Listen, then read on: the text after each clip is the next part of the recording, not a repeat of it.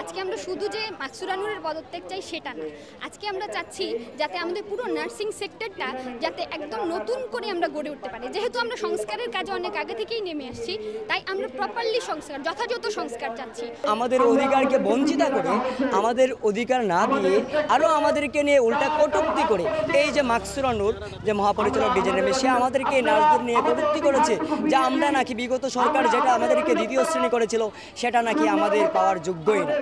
আমাদের দাবি হইল উনি আমাদের প্রধান হয়ে আছেন, আমাদের সকলকে কিভাবে কোয়ালিটি সম্পন্ন কেয়ার দেওয়া যায়, সেটার পরিপ্রেক্ষিতে কীভাবে কেমনকে উৎসাহিত করা যায়, সারা বাংলাদেশের নার্সকে কিভাবে একত্রিত করে সুন্দরভাবে চালানো যায়, সেটা না চালিয়ে যেহেতু আমাদের প্রফেশনালকে নিম্নমানের চাকরি, ছোটো চাকরি বলেছেন, সেই জন্য সকল স্তরের নার্সিং শিক্ষার্থী এবং নার্সিং অফিসারবৃন্দ, নার্সিং কলেজের শিক্ষকবৃন্দ সবার মনের মধ্যে এটা একটা আঘাত লেগেছে।